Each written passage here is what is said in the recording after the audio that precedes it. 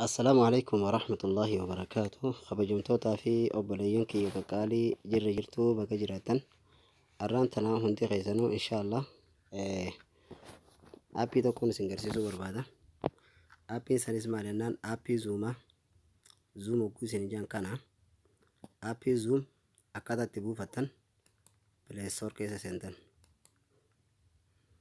بلاي ستور كيسا ديتن أجرت بقى سارشي تخنا رتي زوم جتني بريستن أنا نادي جرا كانتي أنا مدرورة سنيدو فخنا رتي كلي قودن aniga daawlo gootan amma isin amma daawlo gootan ani waan daawlo godhee jiruuf open naan jaa akkaataatti zoom barattanii isin garsiisuudhaaf isin dura deemaa jira inshallah hayyee openii kanarratti kilik gootan hogguudhaan fi goota kilik gootan kana isin gaafata sign up jaa sign in jaa join a meeting jaa bakka kanarratti gootan sign in kajoo kanarra kilik gootan fakkeenyaaf أنا خيّا خلينا ندور عند دبنا دنا قافة شاجرة سنين برباد وان تيف حارة بيه ولا لا إن شاء الله بكاس ساين إن ويز جوجل جوهان رت كري جودن يو فدنا له فيسبوك خيسني ورا جودن تيسن وبسانيجا إن شاء الله تكون الكبدا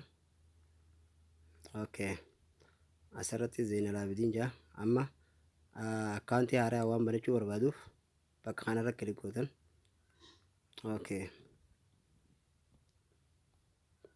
ما جتنين bakka kanatti email or policy jaa bakka kana ni dhiisan create account kajoo kanarratti kilik gootan gabuutan ilaal yooni fi email an qabaanne yoo email qabaatan rakkoon qabu haala wasaalan email keessaniif password isin gaafatama booda itti galchitan yooni fi hin qabaatin ammoo create account kajoo kanarratti kilik gootan google account banachuudhaaf jecha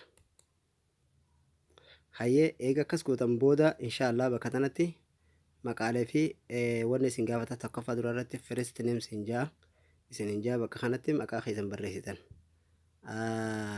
amma akka fakkeenyaaf ani maqaa tokko godhee haa barreessu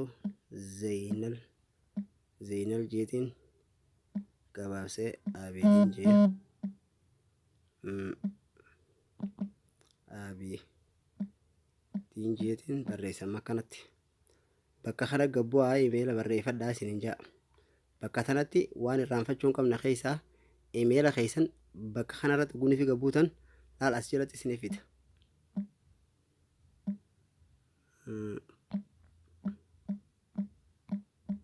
kana jeetiin kodhan godhee gmail jaan okay amma naaf fudhachaa jira na fakkaata Zeenal Abidiin lakkoofsa kudhaniin godhee naaf fudhataa jira na dide qabiraa haaree banii naan jaa yoo feetanis akka feetan gootan inni isinii fide bakka tanarratti mallattoo isinii fida kanarratti hin godhadhame fakkeenyaaf Zeenal Abidiin 280 takka next settaniin Zeenal Abidiin 280 takka lakkoofsa bilbilaatti galchii bani siin jaa wala darba 500 takka 92 lakkoofsa bilbila hayyaati akka lakkoofsa bilbila keessanitti wajjin connect isiniif ta'uuf kana isin gaafata okay meseejii nama dhufuu eegaa jirra meseejii moobaayilii biraatti irra bu'ee 15 76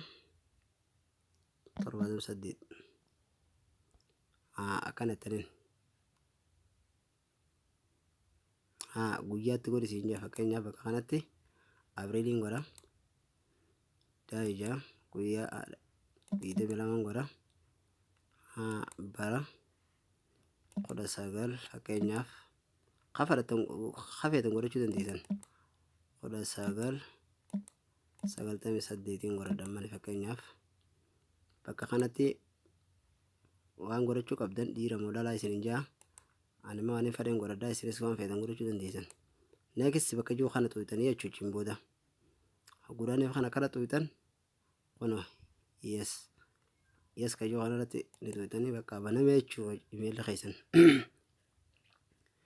imeela keessan banattanii jechuu bakka kanatti akkaataatti use wanni irra goonu wal garsiisna bakka kanarra gasiitanii bakka xiyyaarri tokko kanarra kilik gootanii connect gootan connect hin taane waan ta'eef jechuudha.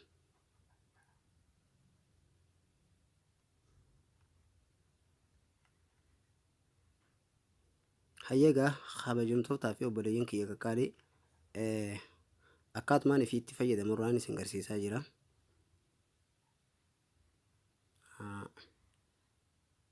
Asirratti maal si gaafata? Bara si gaafata 1998 godhadhee jira waan ta'eef irratti hin kilik godha. Waan biraata akka hin gaafanne kontiniiw jettanii hin duba. Kana laal connect ta'ee jira jechuudha. Bakka kanatti naawusaa.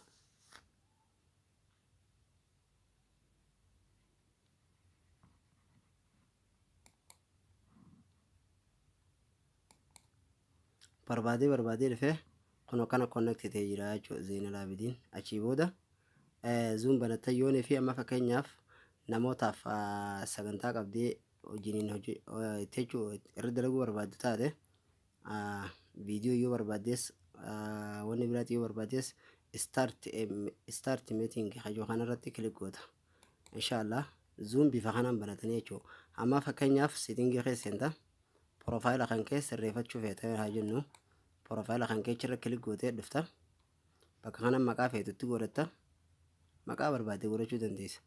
Akkasuma footoo irra godhachuu barbaadde laal bakkuma kanarra kilik goota. Bakkuma footoo kanarra kilik goota asirratti as tuutee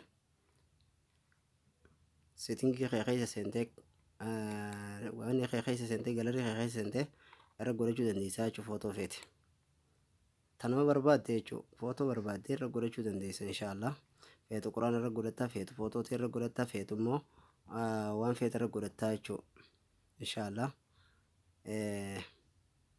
bifa kanaan irra godhachuu dandeessa. Kanatti irra tuuta kana seefita. Dan jettaan dubachuu booda profaayila gareetiis haa ta'u waan biraatiis haa ta'u akkanatti irra godhachuu dandeessa jechuudha. Haala kanaanii barattaa inshaallah naman dhibu waa'een zuumiidha. Qallaali banachuun isaa zuum banachuun qallaalidha.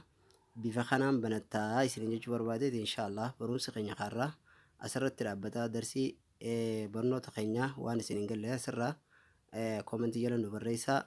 Akkasuma waan hubattanii jiraattan taanaan laayikii fi sheer nu godhaan isin jaa. Galatooma. Assalaamu alaikum warahmatullahi wabarakatuh.